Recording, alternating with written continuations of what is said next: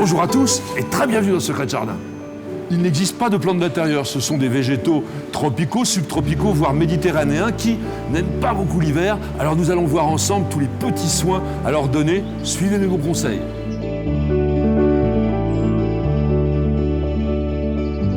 Le premier problème que l'on peut constater dans la maison, c'est souvent le manque de lumière.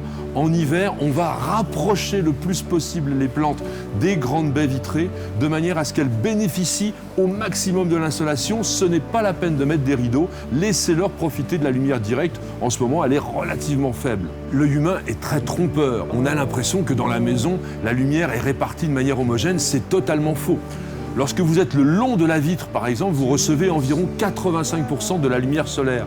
En revanche, cette lumière décroît avec le carré de la distance et à 2 mètres, par exemple, vous avez 4 fois moins de lumière que devant la fenêtre. Il est très important de placer les plantes en pleine lumière, surtout pendant l'hiver. Comment allons-nous disposer les plantes dans la maison par rapport à cette fameuse lumière? Eh bien, le plus près possible de la fenêtre, essentiellement les plantes frileuses, par exemple comme les cyclamènes ou les azalées, et puis également tout ce qui est feuillage panaché. Quand le feuillage est clair et coloré, il a besoin de beaucoup de lumière. Ensuite, vous allez placer les plantes à fleurs, comme l'anthurium ou les broméliacées comme ce guzmania. Et puis le plus loin, celles qui ont besoin de moins de lumière, ce sont celles à feuillage gris argenté ou très sombre, par exemple comme le Stephanotis, ou ici, donc comme un bégonia rex.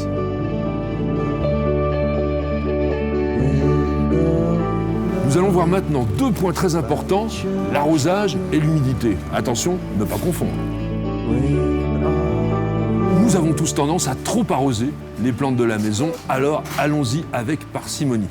D'une manière générale, la plupart des plantes de la maison se contentent d'un seul apport d'eau par semaine. Premier conseil très important, utilisez toujours de l'eau à la température ambiante de la pièce. Grosso modo, entre 20 et 25 degrés, ça va très bien. Sinon, la plante elle va subir une sorte de douche écossaise, un effet de froid qui sera extrêmement néfaste. Maintenant, attention, il y a quelques exceptions et c'est cela qui confirme la règle. Par exemple, sur les plantes comme les azalées ou les cyclamènes, qui sont des végétaux qui souffrent un peu de la chaleur dans notre appartement, arroser un peu plus souvent, environ 2 fois par semaine. Alors comment allons-nous faire lorsque vous avez pratiquement comme ici que des feuilles qui vont empêcher que l'on arrose classiquement? Eh bien, on va tremper la plante. N'hésitez pas à tremper votre cyclamène ou votre azalée qui n'aime pas avoir le feuillage mouillé, il faut le savoir, pendant quelques minutes.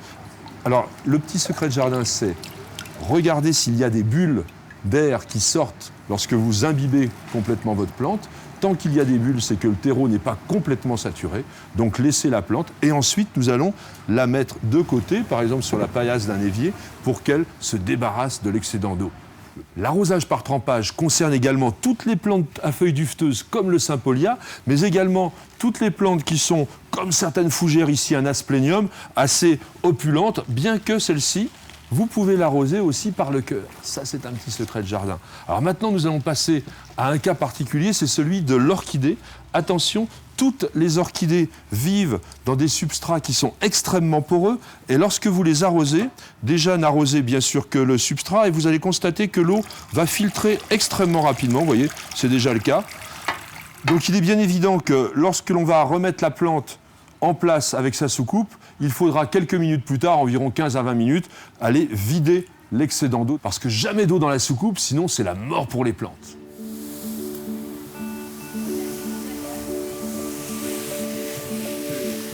S'il faut avoir la main légère avec l'arrosage, en revanche, soyez extrêmement généreux avec la vaporisation. Elle permet d'augmenter l'humidité de l'air, ce qu'on appelle l'hygrométrie, et de donner aux plantes l'impression qu'elles se retrouvent dans leur forêt tropicale d'origine. Ça, c'est quelque chose qui est indispensable pour le succès de vos plantes. Un petit secret de jardin, utilisez de l'huile de Nîmes pour donner vraiment une force nouvelle à vos plantes. C'est un produit tout à fait biologique. Nous allons voir comment préparer cette potion magique. Le Nîmes est un grand arbre qui pousse en Inde. Il s'appelle pour les botanistes Asidaracta indica. Et on récolte ces fruits qui ont énormément de vertus. Alors d'abord, ils peuvent stimuler la plante parce qu'ils agissent vraiment comme un engrais, mais aussi ils la protègent contre les insectes, ils la protègent contre les maladies et ils vont lui permettre de mieux s'adapter à l'environnement un peu agressif de votre maison, notamment en hiver. Cela vous évitera d'avoir les feuilles de vos palmiers qui jaunissent ou qui brunissent. Ça, c'est un bon conseil. Si durant la période hivernale, on ne nourrit pas les plantes, on ne les fertilise pas, on va attendre le début de la végétation, la fin mars, début avril. En revanche, attention, il y a des risques d'attaque de différents ennemis, des cochenilles, des pucerons, des thrips, des araignées rouges, voire aussi les petits aleurodes, vous savez, ces mouches blanches qui s'envolent dès qu'on touche les feuillages. Alors, intervenez dès que vous voyez la première présence des ennemis, avec par exemple du savon liquide. C'est un produit totalement bio que vous pouvez utiliser dans la maison sans risque et surtout sans risque pour l'environnement.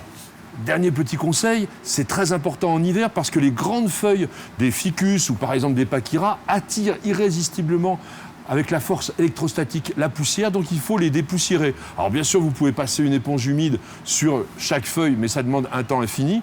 Il existe des lustrants plantes vertes, c'est extrêmement pratique à condition de traiter à 40 cm de la plante et pas plus de 2 ou 3 secondes. Voilà, exactement comme si vous vous mettiez de la laque sur les cheveux.